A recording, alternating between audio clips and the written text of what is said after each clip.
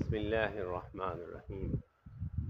الحمدللہ، اللہ کا بہت شکر ہے کہ آج ہم سب اکٹھے ہیں اور میں آپ کے درمیان موجود ہوں۔ میں اللہ کا بہت شکر ادا کرتا ہوں کہ جتنی دفعہ بھی اس ادارے میں آیا ہوں پہلے سے بہتر پایا ہے۔ بہت اچھے اثرات اور بہت اچھی کیفیت طاری ہوئی ہے۔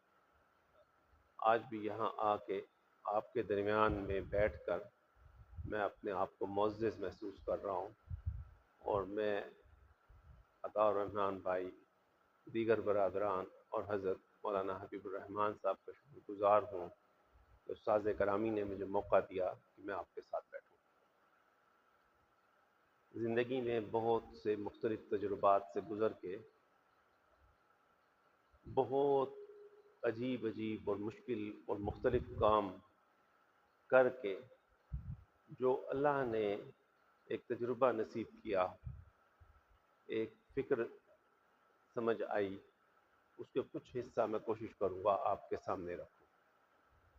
آپ عمر کے جس حصے میں ہیں، آپ سب کے لیے کچھ بہت چیزیں ضروری ہیں جو آپ کو کرنی چاہیے، وہ میں آپ کو بتاؤں گا، اور پھر اس کے بعد جو امت کے حالات ہیں ان پہ کچھ ہلکی سی بات کریں گے، اور پھر پاکستان پہ آئیں گے، پاکستان کے حالات، پاکستان میں کیا ہو رہا ہے، اس کے اوپر بات کریں گے۔ سب سے پہلی بات آپ کے ساتھ جو کرنی ہے وہ یہ ہے کہ اپنی زندگی کا مقصد متعین کریں۔ آپ یہ نہ سمجھیں کہ ہم نے صرف درس نظامی کرنا ہے، حفظ قرآن کر لیا، درس نظامی کر لی، اب کیا کرنا ہے، آگے کیا کرنا ہے؟ کوئی مقصد بنایا ہے اپنا؟ کچھ سوچا ہے اپنے بارے میں کہ ہم نے بھی آگے کچھ کرنا ہے؟ مجھے ابھی عطا الرحمن بھائی نے بتایا تھوڑی دیر پہلے کہ یہاں پر میٹرک، ایف اے، بی اے کی کلاسیں بھی ہو رہی ہیں۔ یہ اتنی بڑی نعمتیں اللہ نے آپ کو یہاں جمع کر دیں کہ آپ دست نظامی بھی کر رہے ہو، میٹرک بھی کر رہے ہو، ایف اے بھی کر رہے ہو، بی اے بھی کر رہے ہو۔ تو آپ کو پتہ ہے اس کا کیا مطلب ہے؟ اس کا مطلب یہ ہے کہ پوری دنیا کی یونیورسٹیاں آپ کے لیے کھل گئی۔ عام درس نظامی جو کر رہے ہیں نا بچے پاکستان میں، ان کے لیے دوسری ملکوں کی یونیورسٹیاں، اپنے ملک کی یونیورسٹیوں میں داخلہ ممکن نہیں ہے۔ آپ جو درس نظامی کے ساتھ میٹرک، ایف اے، بی اے کر رہے ہو تو آپ کے سامنے میدان کھل رہا ہے۔ اب کیا آپ نے اپنی زندگی کا کوئی مقصد بنایا ہے کہ ہم نے کچھ کرنا ہے؟ اگر آپ نے اپنے ذہن میں نہیں رکھا ہوا کہ ہم نے مدینہ یونیورسٹی جا کے پڑھنا ہے، ہم نے مکہ میں پڑھنا ہے، ہم نے جامعۃ الازہر میں پڑھنا ہے، ہم نے انگلینڈ، امریکہ کی یونیورسٹیوں میں جا کے اسلام پہ تحقیق کرنی ہے، ہم نے دنیا کی یونیورسٹیوں میں جا کر پڑھنا ہے کہ تاریخ میں لوگوں نے کیا کام کیا ہے، ہم نے روس اور چائنا کی یونیورسٹیوں میں جانا ہے اور اس میں دیکھنا ہے، ہم نے زبانیں سیکھنی ہیں، اپنے اپنے اندر اہلیت پیدا کرنی ہے تاکہ جو امانت اللہ نے ہمیں ادا کی، ہمیں دی ہے، ہم اس کو ادا کر سکیں۔ اب آپ سادہ سا صرف درس نظامی کر لو، اس وقت یہ اس دور دراز علاقے میں ایک ادارہ قائم، اس کی اتنی روشنی جو یہاں نظر آ رہی ہے، جو برکات آپ کے اندر نظر آ رہی ہیں، پھر آپ کو main stream education, matric, F A, B A کا موقع مل گیا۔ وہ مواقع ہونے کے بعد اگر آپ نے اپنی زندگی کے مقاصد متعین نہیں کیے ہوئے اور آپ سوچ نہیں رہے کہ ہم نے کیا کرنا ہے، تو بڑی کوتاہی ہوگی۔ سب سے پہلی بات آج یہاں بیٹھ کر ہم یہ طے کریں کہ ہم نے زندگی میں کچھ کرنا ہے۔ اگر آپ یہ سوچتے ہو کہ ہم امت مسلمہ کی خدمت کریں، اگر آپ یہ چاہتے ہو کہ ہم فلسطین کے لیے کام کریں، شام کے لیے کام کریں، افغانستان کے لیے کام کریں، عراق کے لیے کام کریں، ہم امت کی شعبوں کے لیے کام کریں، ہم حرمین کی حفاظت کے لیے کام کریں، ہم مسجد اقصیٰ کی آزادی کے لیے کام کریں، تو بھائی امت پہ نظر رکھنی پڑے گی، امت کے بارے میں جاننا پڑے گا، امت کے بارے میں پڑھنا پڑے گا۔ ہم تو یہاں اپنے چھوٹے چھوٹے کاموں میں ہی پھنسے ہوئے ہیں۔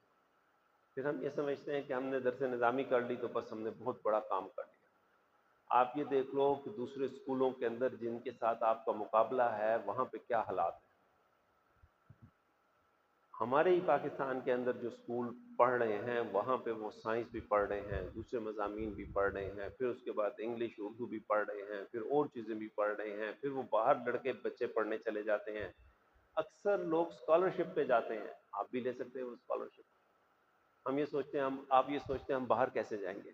یہ آپ کا نہیں ہے کام، آپ کا کام یہ ہے کہ اپنے آپ کو تیار کرو، توفیق اللہ دیں گے۔ آپ آج طے کرو، مانگو اللہ سے کہ ہم یہ یا اللہ چاہتے ہیں کہ ہم نے بڑا کام کرنا ہے، ہم نے پولیٹیکل سائنس پڑھنی ہے، سیاست پڑھنی ہے، دنیا میں سیاست پڑھی جا رہی ہے۔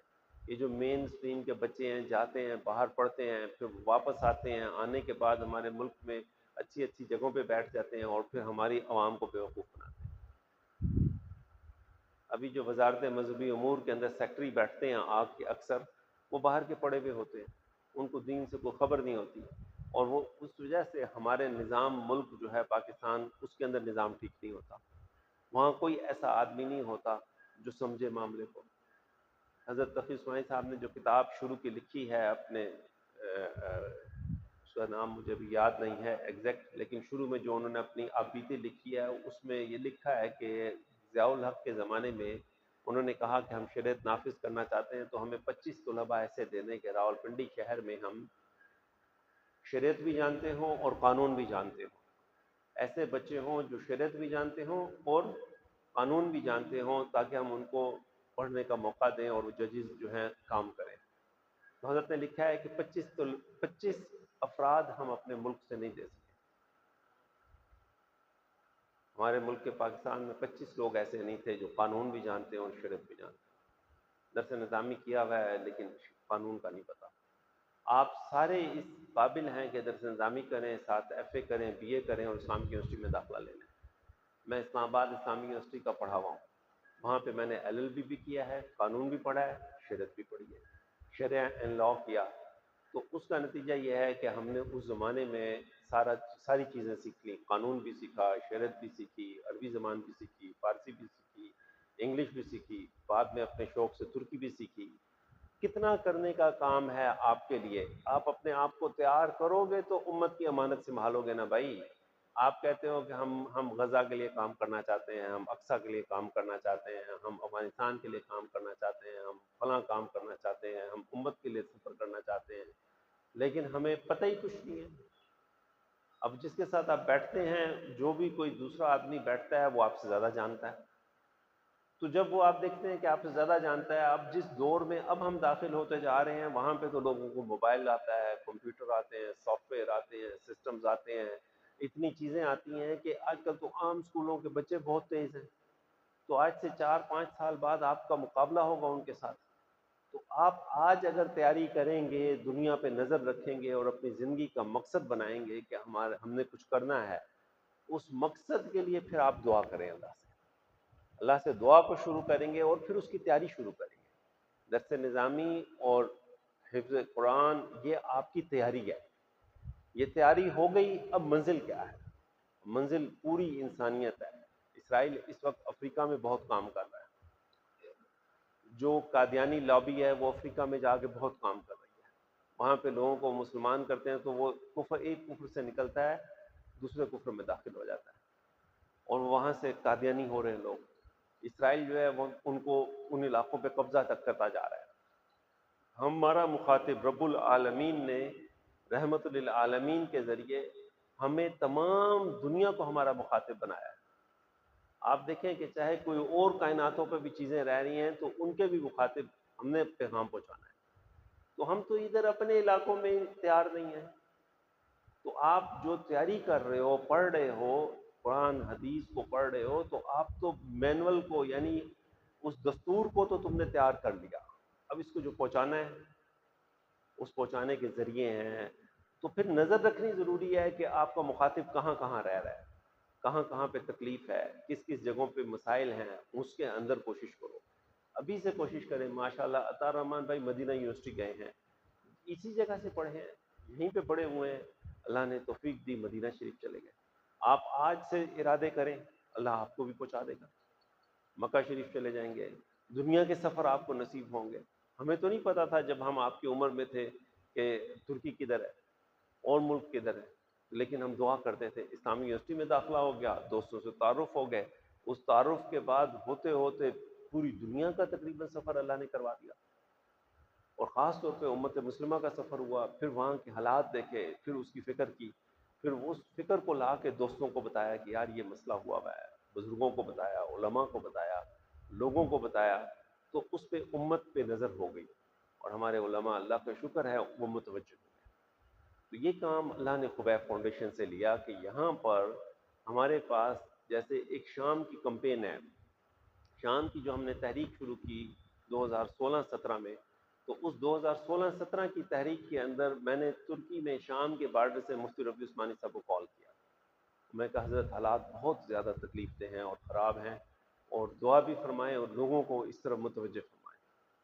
جمعرات کی رات تھی، مغرب کے بعد میں نے کال کی تھی، اور اگلے دن جمعے میں حضرت نے اعلان کیا کہ اس کے لیے مدد بھی کریں اور دعا بھی کریں، اور پورے ملک میں تحریک چل پڑی، اور ہم نے بہت علماء کو، تقی اسماعیل صاحب کو، رفیع عثمانی صاحب کو، ان کے بیٹوں کو، مفتی لبابہ صاحب کو اور مفتی عبدالرحیم صاحب کو، بہت لوگوں کو سفر کروایا ترکی کا، اور ترکی کھل گیا، اور پھر شام کا سفر کروایا، شام کھل گیا۔ اس کا نتیجہ یہ ہوا کہ امت کے اس حصے پر، فلسطین پر، ہمارے علماء کی نظر ہو گئی، اور یہ خبیب فاؤنڈیشن سے اللہ نے کام لیا۔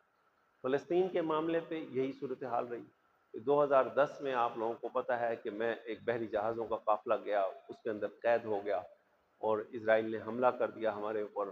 چھ بحری جہاز تھے، اس کے اندر ہمارے ساتھ تقریباً 800 کے قریب لوگ تھے، اور ہمارے 10 ساتھی شہید ہو گئے، ہمارے 80 لوگوں کو گولیاں لگ گئیں، اور ہمیں وہ قید کر کے لے گئے، تو ہم 3 دن قید رہے۔ اس قید کے بعد سے جب واپس آئے تو غزہ کی بات، آواز پاکستان میں اٹھ گئی، پوری دنیا میں غزہ کی آواز اٹھ گئی۔ اس سے پہلے لوگ غزہ کو نہیں جانتے تھے، غزہ کی تکلیف کو، فلسطین کے مسئلے کو نہیں سمجھتے تھے۔ اس کے بعد سے پورے ملک میں ایک ہوا چل گئی، پورے امت مسلمہ میں اس فلوٹیلا کے نتیجے، اس بحری جہازوں کے قافلے کے نتیجے میں ایک ہوا چل گئی۔ سلامتی کونسل کا اجلاس ہو گیا، بہت بڑا مسئلہ بن گیا اسرائیل کے لیے، اسرائیل نے معافی مانگی، ساری دنیا میں معافی مانگی، انٹرنیشنل کورٹ میں کیس کر دیا، بہت ہم نے زبردست پریشر بلڈ کیا اسرائیل کے اوپر، اور اللہ نے بڑی کامیابی دی۔ یہاں پر فلسطین کی آواز اٹھانے کی توفیق بھی اللہ نے خبیب فاؤنڈیشن کو دی۔ پاکستان اور ترکی کے حالات اور تعلقات کے اندر اللہ تعالیٰ نے ہمارے ذریعے سے بہت عجیب کام لیا۔ 2005 زلزلے میں جو کشمیر میں زلزلہ آیا اور پاکستان کی طرف زلزلہ آیا، تو ترکی سے دوست یہاں پہ آئے، تو ہم نے پورے ترکی کو ہلا دیا کہ ادھر کشمیر کے زلزلے میں مدد کریں۔ اس کا نتیجہ یہ ہوا کہ بہت ادارے، بہت لوگوں نے، طیب اردگان نے، ان کے گھر والوں نے اور دوستوں نے پاکستان کا رخ کیا اور پاکستان آئے، اور پاکستان اور ترکی کے تعلقات ہم نے ڈپلومیٹک یعنی سفارتی تعلقات کو معاشرتی تعلقات میں بدل دیا۔ اب وہاں کے مدارس، وہاں کی این جی اوز، وہاں کے ادارے، وہاں کے حکومتی ادارے، وہاں کی حکومت، ساری کی ساری پاکستان سے تعلق میں آ گئی۔ پاکستان کا واحد ملک ہے دوست ترکی جس کے حکومتی تعلقات اور عوامی تعلقات ایک پیج پہ ہیں۔ آپ دیکھیں سعودی عرب سے ہمارے جو تعلقات ہیں حکومتی تعلقات ہیں، ہمارے عوامی تعلقات نہیں ہیں۔ اب سعودی یہاں ہمارے یہاں نہیں آتے، ہم کتنا جاتے ہیں سعودی عرب، لیکن ہم حج عمرے کے لیے جاتے ہیں، سعودی عوام سے ہمارا تعلق اتنا نہیں ہے۔ جبکہ ترکی کے اندر یہ حال ہے کہ ترک بہت ہمارے پاس آتے ہیں اور ہم بہت ترکی جاتے ہیں۔ تو پاکستان اور ترکی کے تعلقات کا یوں سمجھ لو کہ 80% حصہ شاید اللہ تعالیٰ نے خبیب فاؤنڈیشن سے کروایا، اور الحمدللہ اس میں اس ساری محنت کو، شام کی، ترکی کی، فلسطین کی، اس کو ہم نے اپنے علماء دیوبند سے کیا اٹیچ، یعنی جوڑ دیا، اور علماء دیوبند کو سفر کرایا۔ ہمارے جتنے بڑے مدارس ہیں ان سب میں پیغام دیا، ان کو سفر کروایا، اور یہ اللہ کا بہت احسان رہا۔ طالبان کی حکومت آنے کے بعد قریباً 1 مہینے سے تھوڑا سا زیادہ وقت میں پہلا خبیب فاؤنڈیشن پہلا ادارہ تھا، اور میں خود افغانستان چلا گیا، اور پورے افغانستان میں نے سفر کیا اس حکومت کے آنے کے بعد، اور ہم نے پوری دنیا کے ساتھ ان کو جوڑا، اور بہت زیادہ ادارے افغانستان میں آئے اور انہوں نے مدد کی۔ پاکستان اور افغانستان کے تعلقات میں خبیب فاؤنڈیشن اس وقت واحد ادارہ ہے جو سرکاری طور پر رجسٹرڈ ہے، اور ہم افغانستان کے اندر بھی کام کر رہے ہیں۔ پاکستان افغانستان تعلقات ہوں، پاکستان کے ترکی سے تعلقات ہوں، شام سے تعلقات ہوں، فلسطین کا معاملہ ہو، برما کا معاملہ ہو، بنگلہ دیش کا معاملہ ہو، یہ وہ ملک یعنی برما میں ہم نے کام کیا ہے، بنگلہ دیش میں ہم نے کام کیا ہے، افریقہ میں ہم نے کام کیا ہے، ابھی سوڈان میں کام کر رہے ہیں، یمن میں کام کیا ہے۔ اللہ نے پاکستان کے جھنڈے سے پوری امت کے مختلف جگہوں پر جہاں ضرورت پڑی ہے، خبیب فاؤنڈیشن کا حصہ ڈالا، پاکستان کا حصہ ڈالا، آپ کا حصہ ڈالا۔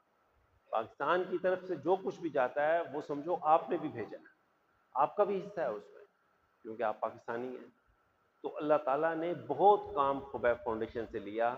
تو جب آپ کا مقصد یہ ہوگا کہ میں امت کے لیے کام کروں گا، میں انسانیت کے لیے کام کروں گا، تو آپ اپنی پڑھائی پہ فوکس کریں گے، دیکھیں گے کہ ہمیں تیاری کرنی ہے آپ کی، آپ کو اپنا میدان نظر آئے گا کہ میدان بہت بڑا ہے اور ہم نے کام بہت بڑا کرنا ہے۔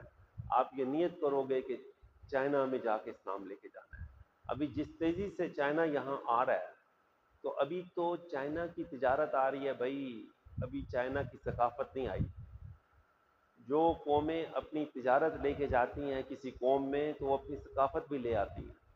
ابھی دیکھو چائنیز ریسٹورانٹ کھلنے شروع ہو گئے، ان کے کھانے لوگ کھانے شروع ہو گئے، ان کا لباس، ان کے کھانے، ان کی چیزیں، ان کے گانے بجانے یہ آنے شروع ہوئے۔ تو نتیجہ یہ ہوگا کہ ہمارے ہاں اس کے اندر بہت بڑا مسئلہ بن جائے گا، اور اس کے نتیجے میں آپ کی کیا تیاری ہے؟ ہمارے پاکستان میں کتنے علماء ہیں جو چائنیز زبان سیکھ رہے ہیں؟ خلافت عثمانیہ کے آخری دور میں جو ان کے خلیفہ تھے عبد الحمید، ان کے پاس جاپان سے ایک وفد آیا، اور اس وفد نے کہا کہ ہم یہ چاہتے ہیں کہ ہم آپ کا مذہب اپنے ملک میں نافذ کر دیں، سرکاری طور پہ آپ کے مذہب کو ہم اپنے ملک میں نافذ کرنا چاہتے ہیں۔ تو انہوں نے کہا کہ اچھا میں اس پہ بات کرتا ہوں۔ تو وزراء سے بات کی تو ایک آدمی بھی ایسا نہیں تھا جس کو جاپانی زبان آتی ہو، اور اس کا نتیجہ یہ نکلا کہ جاپان میں آج اسلام، کچھ لوگ ہیں جو بیچارے کام کر رہے ہیں یا تبلیغی جماعت کام کر رہی ہے، وہاں پہ اسلام نہیں پہنچ سکا، صرف زبان کے نہ جاننے کی وجہ سے نقصان ہوا۔ ابھی جو بہت بڑا سیلاب چائنا کی ثقافت کا آنے والا ہے، آپ کی کیا تیاری ہے اس میں؟ آپ دیکھو مقابلے پہ ہمارے ساتھ کیا کیا چیزیں ہونے والی ہیں۔ آج سے کچھ عرصے بعد یہ کمپیوٹر اور اس کے اندر اے آئی آ رہی ہے، اے آئی آرٹیفیشل انٹیلیجنس آ جائے گی۔ آپ جو بات کریں گے آپ کو موبائل جواب دے گا، آپ کو ہر چیز کا جواب آپ کو موبائل پہ ملے گا۔ اس کی کیا تیاری کر رہے ہیں ہم؟ ہمارے پاس آنے والے وقت میں جو دجل آ رہا ہے، جو فتنہ آ رہا ہے، جو شیطانیت آنے والی ہے، اس کی تیاری کے لیے جو اس وقت آپ مین اسٹریم میں ایف اے بی اے بھی کر رہے ہو اور درس نظامی بھی کر رہے ہو، بہت سخت اس پر توجہ رکھو، اور کوشش کرو اگر آپ کو میں سے جو بھی کر سکتا ہے کہ کم از کم ایک یا دو زبانیں مضبوط کریں۔ ابھی تو ایک عربی بہت مضبوط کر لیں، تکلم کی عربی بہت اچھی ہونی چاہیے آپ لوگوں کی، بہت اچھی عربی کریں۔ پھر اس کے ساتھ کوشش کرو کہ انگلش بہت اچھی کر لو۔ یہاں بیٹھ کے آپ بہت اچھی انگلش سیکھ سکتے ہیں، آپ کے پاس وقت ہے۔ میں عطاء الرحمن بھائی سے درخواست کروں گا کہ بہت اچھے استاد تیار کروائیں آپ کو، اگر ہم سے بھی کوئی تعاون ہوا تو ہم کریں گے انشاءاللہ، جو بھی ہو سکا۔ اچھے استاد، ایک استاد کم از کم چاہے خبیب فاؤنڈیشن کے ذمہ ڈال دیں اور وہ یہاں رکھ دیں بچوں کے لیے، انگلش اور عربک کے بہترین استاد دیں، تاکہ بچے جو ہے وہ پڑھ تو سکیں۔ زبانیں نہیں سیکھو گے تو کچھ نہیں کر سکو گے۔ ابھی ترکی اور پاکستان میں نے کیا بتایا کتنا قریب ہے۔ ایک کتاب آپ کو ملتی ہے اردو زبان میں جو کہ اردوان کے بارے میں ہو، اربکان کے بارے میں ہو، موجودہ ترکی کے بارے میں ہو۔ اردو میں ایک کتاب بھی نہیں ہے اس وقت، اس لیے نہیں ہے کہ ترکی زبان نہیں آتی ہمارے لوگوں کو، اور ترکوں کو اردو نہیں آتی۔ اتنے تعلق کے باوجود بھی ترک ہمارے قریب نہیں ہو پا رہا۔ یہاں سے صرف مولانا مودودی کی کتابیں ٹرانسلیٹ ہوئی ہیں، اس کے علاوہ ترکی زبان میں، اس کے علاوہ وہاں کے کئی لوگ ہیں جو جانتے ہی نہیں ہیں کہ پاکستان اور انڈیا کے بڑے علماء کون ہیں۔ کچھ لوگ ہیں جو حضرت ندوی رحمۃ اللہ علیہ کی کتابیں، ابو الحسن علی ندوی رحمۃ اللہ علیہ کی کتابیں گئی ہیں تو ان کی کتابوں کے بارے میں جانتے ہیں، اس کے علاوہ پتہ ہی نہیں ہے۔ شاہ ولی اللہ رحمۃ اللہ علیہ کون تھے، شاہ عبد العزیز کون تھے، دیوبند کیسے قائم ہوا، دیوبند میں بڑے کون تھے، اس کے بعد ہمارے مشائخ کون تھے، تو ہمارے موجودہ مشائخ کون ہیں، ہمارے بڑے ادارے کون ہیں، ان کے علم میں ہی نہیں ہے۔ وجہ لغت، زبان۔ چلو عربی مضبوط ہونا تو آپ یہاں پہ اپنے مشائخ کی کتابوں کو عربی میں ٹرانسلیٹ کر کے ان کو دے سکتے ہیں، جو پوری عرب دنیا میں بھی جائیں اور وہاں پہ بھی پہنچیں۔ تو آپ یہ دیکھو کہ کتنا بڑا میدان ہے آپ کے پاس۔ آپ میں سے کچھ بچے ہوں جو کہیں جی ہم ترجمے کا کام کو ابھی سے شروع کرتے ہیں۔ ہمارے ساتھ ایک ساتھی تھا، ترکی ساتھی تھا، جب اسلامک یونیورسٹی میں ہم پڑھتے تھے، محرم داؤد نام تھا، اس نے بعد میں پی ایچ ڈی کی ترکی جا کر، اور وہ اب ریٹائر ہوا ہے۔ ترکی کے انسانی حقوق کا جو ادارہ تھا، جو وزیر کے برابر تھا، اس پہ 5 سال اس کا ہیڈ رہا ہے اور ابھی ریٹائر ہوا ہے۔ وہ اپنی جوانی میں اسلامک یونیورسٹی میں ہوتے ہوئے اس نے کئی کتابیں ٹرانسلیٹ کی تھی ترکی زبان میں۔ انگلش کی کتابیں، ہمارے علماء کی کتابیں اس نے ٹرانسلیٹ کی تھی، جو انگلش میں موجود تھیں ان کتابوں کو اس نے ترکی زبان میں ٹرانسلیٹ کیا تھا۔ لکھنے پڑھنے کا ذوق اس کو طالب علمی کے زمانے سے تھا، اور وہ کس مقام تک گیا کہ انسانی حقوق کا جو ادارہ تھا اس کا وہ چیئرمین بنا۔ اگر آپ کے اندر ابھی یہ ذوق پیدا ہوا نا کہ ہم نے یہ کام کرنا ہے اور اپنی زندگی کا مقصد ہوا، اور آپ نے اپنے سامنے جو میدان ہے وہ امت کا میدان رکھا، انسانیت کا میدان رکھا، تو پھر بھائی اللہ آپ کو توفیق دیں گے۔ اگر آپ کے سامنے ہے ہی نہیں ارادہ، ابھی میں اسلام آباد سے چلا ہوں، میں نے ادھر آنے کا ارادہ کیا ہے، میں یہاں سے لاہور جاؤں گا، تو میں ڈائریکٹ لاہور چلا جاتا۔ میں یہاں کا نہ ارادہ کرتا تو آپ کے پاس نہ ہوتا۔ تو ارادہ ایک ایسی چیز ہے جو انسان کے بہت زیادہ چیزوں کو ٹھیک کر دیتا ہے، اور انسان کو متعین کر دیتا ہے کہ میں نے زندگی میں کیا کرنا ہے۔ تو آپ پتہ نہیں کس کس جگہ سے آ کے یہاں بیٹھ کر پڑھ رہے ہو، اس وقت کو قیمتی بناؤ اور لازمی طور پر طے کر لو کہ ہم نے پوری امت میں پھیل جانا ہے۔ یہ نیت بنا لو کہ پوری امت میں پھیل جانا ہے، اور پوری امت میں ہم نے کلمہ حق پہنچانا ہے، اور ہم نے ترجمے کا کام کرنا ہے، ہم نے زبانیں سیکھنی ہیں، اور جو سیلاب ابھی کفر اور الحاد کے آ رہے ہیں اس کی تیاری کرنی ہے۔ آپ دیکھ لو، میں نے تو آپ کو مثال دی ہے، وہ تو ابھی مسئلہ جو اس وقت الحادی تحریکیں چل رہی ہیں ان کی تو بات ہی نہ کرو، جو ہمارے اندر کے بازو میں سانپ ہیں ان کی بات نہ کرو، اتنا فتنہ ہوا ہوا ہے۔ ابھی تو یہ چائنیز، ابھی اے آئی، کمپیوٹر، یہی اتنے بڑے امتحان ہوں گے کہ ان کو کون برابر کرے گا، اور یہ آپ لوگ کریں گے۔ بھائی علماء آپ ہیں، اللہ آپ سے کام لے گا اگر آپ نے ارادہ کیا۔ تو جو انسان اپنی صحت پہ خیال کرتا ہے، اپنی روحانی صحت پہ خیال کرتا ہے، اپنی ذات کا خیال کرتا ہے، اپنے ادارے کی صحت کا خیال کرتا ہے، اپنے معاشرے کی صحت، اپنے ملک کی صحت کا خیال کرتا ہے، تو وہ اس کے خلاف جو لوگ اور جو چیزیں کام کر رہی ہوتی ہیں ان پہ نظر رکھتا ہے، اپنی ذات سے لے کر اور دور دور تک نظر رکھتا ہے کہ جو چیز ہمیں نقصان پہنچائے گی اس کو پھر اس سے احتیاط کرتا ہے۔ جس طرح کہتے ہیں نا پرہیز علاج سے بہتر ہے۔ تو کیا تمہاری نظر ہے کہ امت مسلمہ کے خلاف کیا کچھ ہو رہا ہے اس وقت؟ کیا تمہاری نظر ہے اس وقت انسانیت کے خلاف کیا کچھ ہو رہا ہے؟ یعنی اللہ کو تو ایک چیونٹی اور ایک جانور کو مارنے کا حکم نہیں ہے، بلا وجہ جو تکلیف نہ دے رہا ہو تو اس کو مارنے کا حکم نہیں ہے۔ تو انسان انسان کو مار رہا ہے، ہم تو کہتے ہیں کافر کو بھی نہیں مارنا، اس کو بھی مسلمان کریں گے کہ تاکہ وہ جہنم میں نہ جائے۔ مسلمان کی تو نیت یہ ہے کہ اللہ اس کو بھی ہدایت نصیب کر دے۔ یہاں تو اپنے بھی جو ہے گمراہی پہ جا رہے ہیں۔ تو نیت یہ کرو کہ میدان اتنا بڑا ہے، اس جگہ پہ بیٹھ کر چاہے کہیں بھی بیٹھو۔ میرا افغانستان کا سفر ہوا، اس سفر میں بلخ گیا، بلخ کے ساتھ مزار شریف ابھی بڑا شہر ہے، بلخ کے اندر جا کے میں پھرتا رہا اور میں دیکھتا رہا، یعنی آپ کا یہ منڈیالہ جو ہے اس کی آبادی بھی زیادہ ہے، اس کے اندر حرکت بھی زیادہ ہے، لوگوں کی آمد رفت رش زیادہ ہے۔ بلخ شہر کے اندر بہت شاد شاد گاڑیاں، ایسے ہی چند چند گاڑیاں نظر آ رہی ہیں، اور ویسے کچھ لوگ نظر آ رہے ہیں۔ اس جگہ پر ابو علی سینا پیدا ہوا ہے، اس جگہ پر مولانا جلال الدین رومی پیدا ہوئے، وہاں سے وہ چلے ہیں اور ترکی میں کونیا میں جا کے دفن ہوئے ہیں۔ اور ان کا کلام آپ کو معلوم ہے کیا چیز ہے. ابو علی سینا کی کتابیں ابھی تک امریکہ کی اور یورپ کی بڑی بڑی یونیورسٹیوں میں پڑھائی جاتی ہیں. ابو علی سینا کی کتابیں، وہ کتابیں عربی فارسی میں ہیں، ان کے ترجمے ہوئے ہیں اور وہ لوگ ان سے فائدہ اٹھا رہے ہیں. یہاں پہ آپ اپنے حکیموں اور ڈاکٹروں کو دیکھیں، بہت کم ملیں گے جنہوں نے ابو علی سینا کو پڑھا ہو. آپ یہ دیکھیں، یہ نہیں کہ آپ دور بیٹھے ہو یا کہیں بیٹھے ہو، انسان حیران رہ جاتا ہے. انہوں نے جو علمی باتیں لکھی ہیں، انسان کے بارے میں جو کچھ لکھا ہے، انسانی جسم کے بارے میں لکھا ہے، جس طرح کہیں اس اللہ کے بندے کے سامنے ایکس رے ہے، اعضاء کی ترتیب کے بارے میں بحث کر رہا ہے تو بتا رہا ہے اس طرح دل اس طرح ہے، یہ اس طرح ہے، یہ اس طرح ہے. تو یہ چیزیں بھائی آپ سمجھو. مقصد یہ ہے کہ علم کو حاصل کرنے پر، یہ وقت آپ کا علم حاصل کرنے کا ہے، اس پہ کوئی کمپرومائز نہ کرو. ابھی جس دور میں داخل ہو گئے ہم، اب یہ دور ایسا ہے کہ مڈل ایسٹ میں لڑائی چل رہی ہے، آپ سارے دیکھ رہے ہیں. ایران کی لڑائی ہوگی اسرائیل کے ساتھ، پھر وہاں سے ایران نے قطر پہ بھی میزائل مار دیے، عراق پہ بھی مار دیے، اردن پہ بھی مار دیے، اس طرح سے کویت پہ بھی مار دیے، اور سعودی عرب پہ بھی مار دیے، ترکی پہ بھی مار دیے. یعنی ایک اکیلا ایران جو ہے نا وہ سب کو میزائل مار رہا ہے.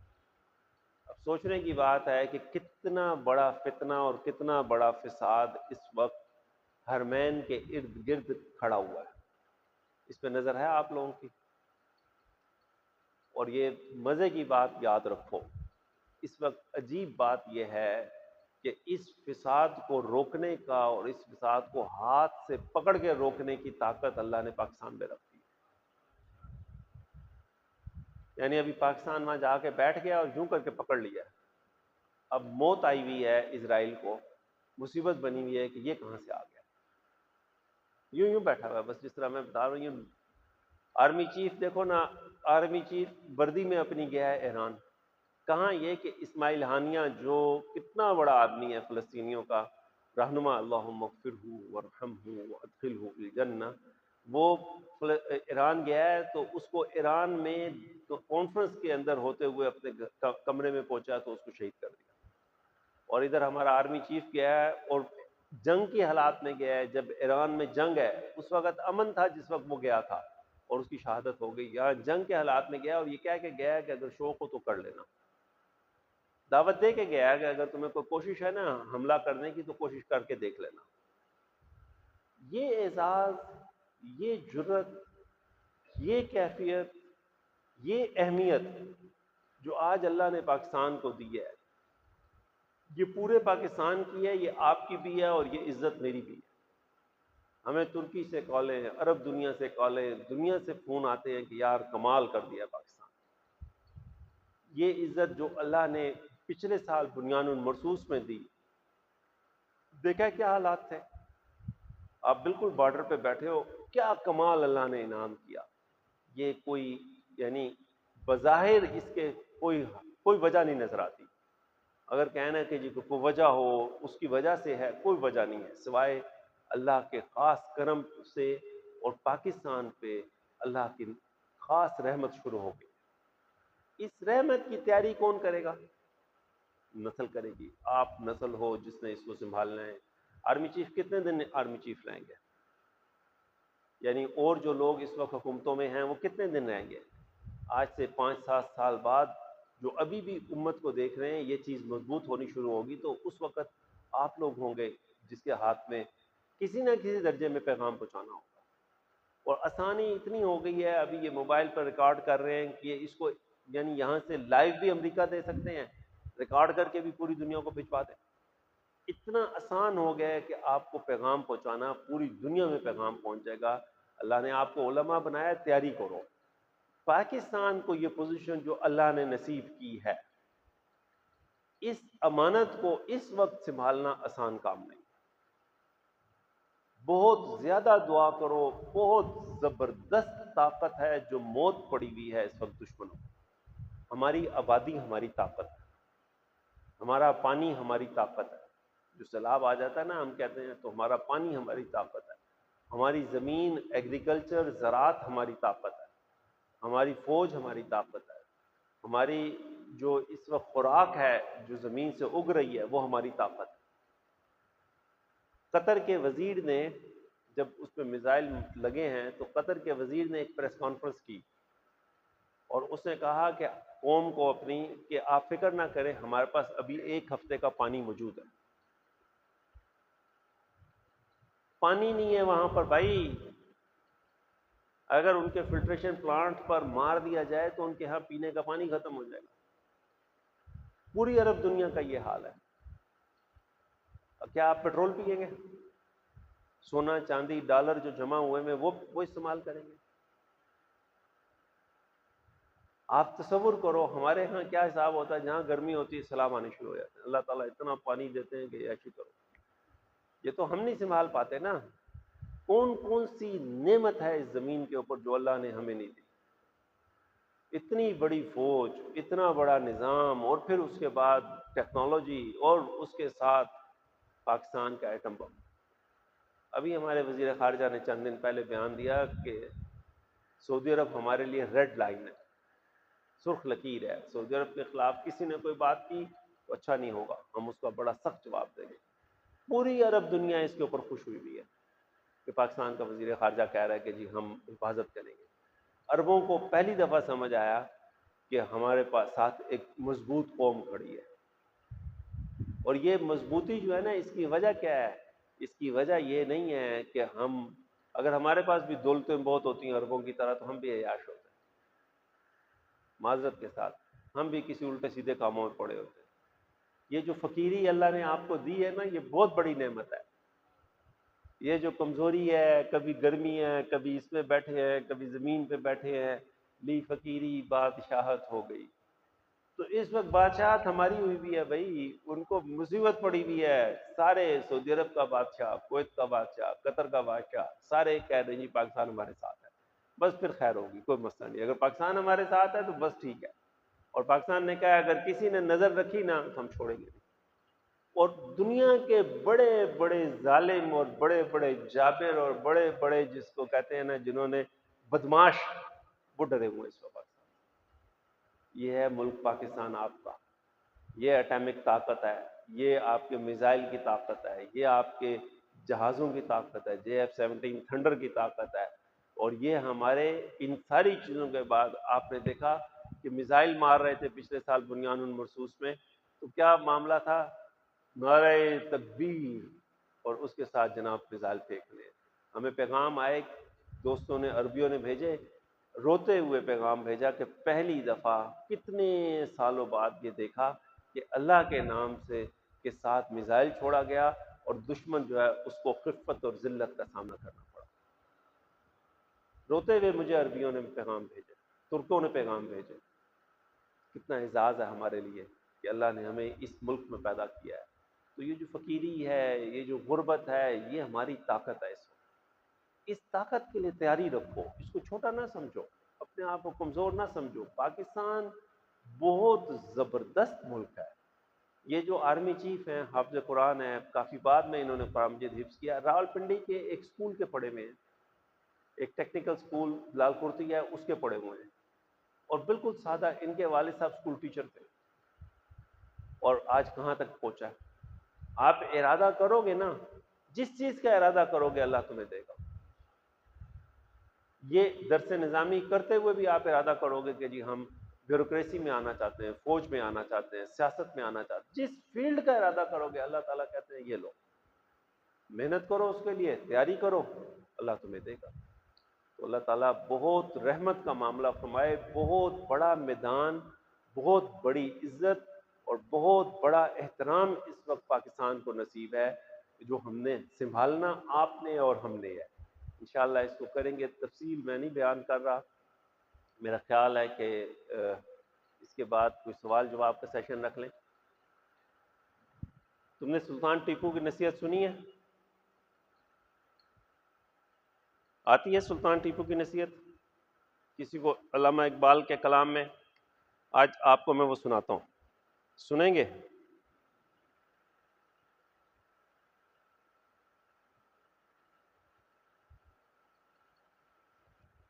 یہ کچھ اشعار ہیں علامہ اقبال کے، 3-4 اشعار ہیں.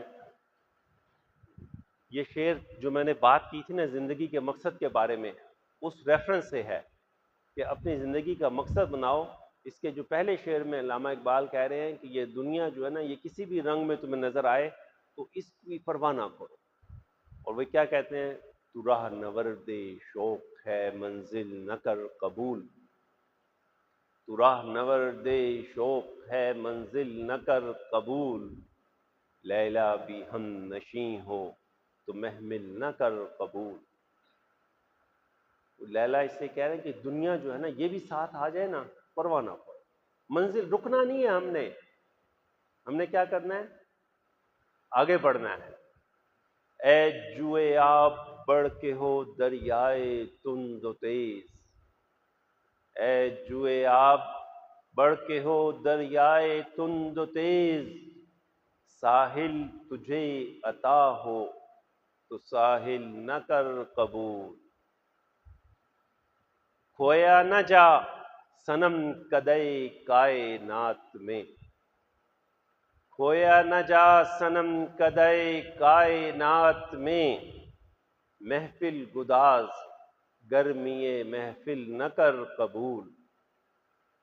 صبح ازل یہ مجھ سے کہا جبرائیل نے. صبح ازل یہ مجھ سے کہا جبرائیل نے. جو عقل کا غلام ہو وہ دل نہ کر قبول. جو عقل کا غلام ہو وہ دل نہ کر قبول. باطل دوئی پسند ہے. باطل دوئی پسند ہے حق لا شریک ہے. شرکت میان اے حق کو باطل نہ کر قبول. ٹھیک ہے، یہ اقبال نے پیغام دیا ہے. اس کو غزل کو یاد کرنا، نظم کو میں اگلی دفعہ آؤں گا تو کسی وقت کسی بچے سے سنوں گا.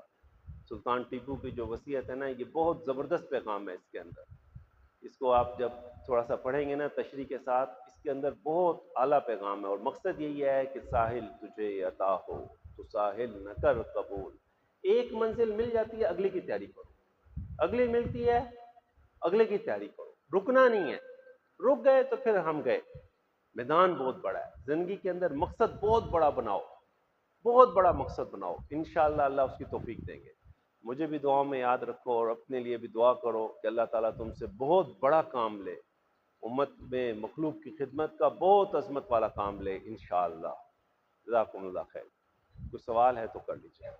یہ ہے کہ اگر آپ اسلامی تاریخ کو پڑھیں تو آپ مجھے پوری تاریخ میں جس نے بھی تھوڑی سی نظر ڈالی ہو تو ہمیشہ تاریخ میں علماء پہ یہ معاملہ رہا ہے یا نہیں رہا ہے. تو اس سے کون گھبرائے گا؟ کبھی علماء اس سے گھبرائیں تو ایک تو اس سے پریشان ہی نہ ہو. تو بات یہ ہے کہ باطل تو یہ چاہتا ہے کہ جو اصل نیک لوگ ہیں، جو اصل کام کرنے والے لوگ ہیں، ان کو ضائع کر دیں. تو حملہ کس پہ ہوگا؟ بھئی جہاں دولت ہوگی، تو جہاں ایمان کی دولت ہوگی، جہاں اخلاص کی دولت ہوگی، انہی پہ حملہ ہوگا. تو اس میں کوئی ڈرے گا آدمی؟ یہ تو شہادت مطلوب و مقصود مومن، مال غنیمت نہ کشور کشائی.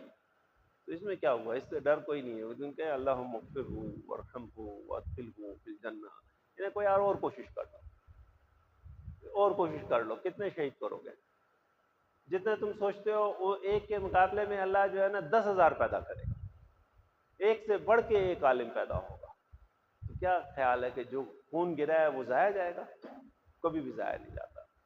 تو یہ بات کہ نظر ضرور رکھیں، اپنی حفاظت ضرور کریں، لیکن یہ نہیں کہا جا سکتا کبھی بھی کہ باطل جو ہے وہ کام نہیں کرے گا. جنگ ہی باطل اور خیر کی ہے. خیر اور شر کی اس جنگ کے اندر آپ مجھے بتائیں کہ کیا یہ جنگ رک جائے گی؟ کبھی بھی نہیں رکے گی. یہ چلتی رہے گی. اور یہ نہ سوچیں کہ کبھی امن ہوگا، بڑی آسانی ہوگی، یہ معاملہ نہیں ہوگا.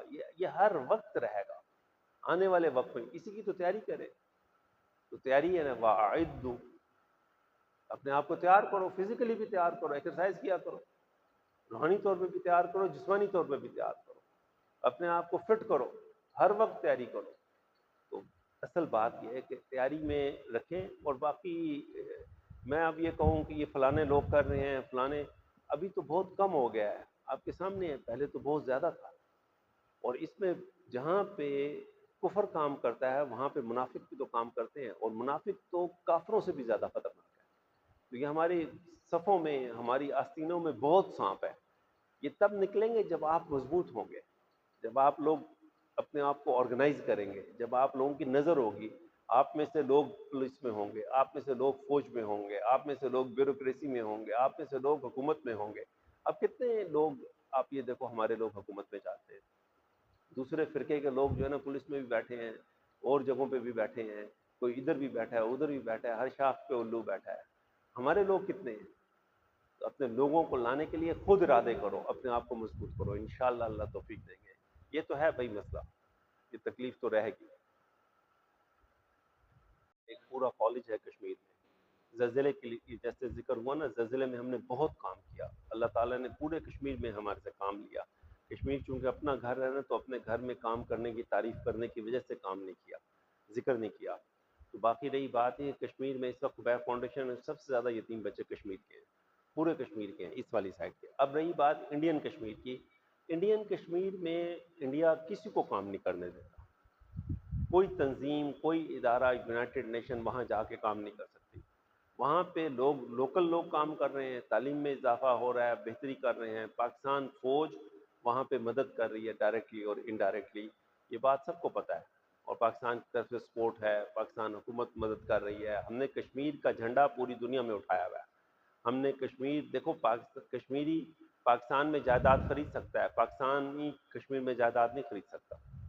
تو کشمیر کے حقوق کو پاکستان نے مضبوط کیا ہوا ہے، اور اس کی حفاظت کر رہا ہے پاکستان، کشمیر کی پوری طرح سے حفاظت کر رہا ہے۔ اتنی بڑی جو فوج ہے، آپ جب بھی جنگ کی بات سنتے ہیں تو جنگ شروع کشمیر سے ہوتی ہے۔ اتنے بڑے انڈیا کے ساتھ آپ یہ دیکھ لیں کہ اتنا بڑا کافر ملک ادھر ہے، اتنا بڑا چائنا کافر ہے، اس کافر سے ہماری لڑائی نہیں ہو رہی، اس کافر سے لڑائی ہو رہی ہے۔ کس لیے ہو رہی ہے؟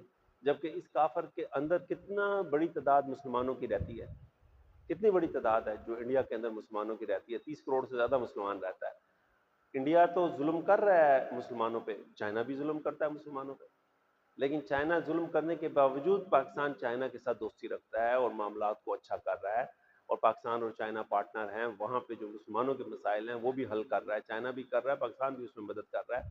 لیکن انڈیا کے ساتھ جب بھی مسئلہ بنتا ہے کشمیر کی وجہ سے بنتا ہے۔ تو یہ جتنی بھی فوج ہے، جتنے بھی لوگ ہیں، ہماری اگر جان حاضر ہے، یہ پچھلے بنیان المرصوص کس کے لیے ہوا ہے؟ کشمیر کے لیے ہوا ہے، پاکستان کے